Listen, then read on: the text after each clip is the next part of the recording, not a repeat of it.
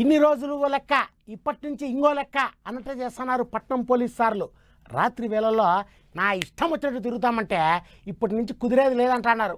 ఇష్టం వచ్చినట్టు అర్ధరాత్రి వరకు యాదో మూల మీద కూర్చుంటామంటే కేసులు పెట్టి బొక్కలో వేస్తామంటున్నారు. అన్ని సార్లు ఏమో కానీ పట్నం పాత బస్తీ మీద గట్టిగా కన్నేసినారు మన పట్నం పోలీసు వాళ్ళు. ఆ కథ ఏందో చూసొద్దాం పదండి, మనం కూడా భద్రంగా ఉండాలి కదా. హైదరాబాద్ పట్నం మీద మన పోలీసోళ్ళు గట్టిగా నజరేసిళ్ళు.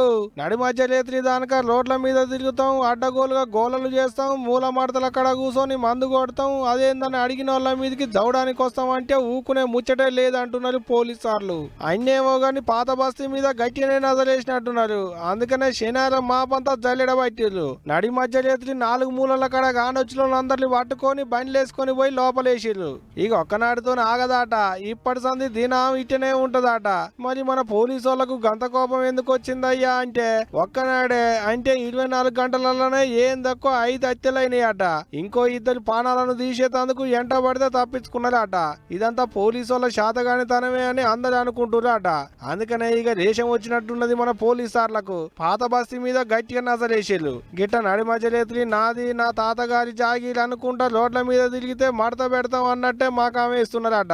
అంటే ఇక ఇప్పటి సంది పట్నంలో తెల్లందనక లొల్లులు కావన్నట్టేనా, మూల మలుపుల కాడ 3-4 కూర్చొని ముచ్చట్లు పెట్టనట్టేనా అనుకుంటున్నాడ ఈ ముచ్చటకైనా పట్నం పబ్లిక్.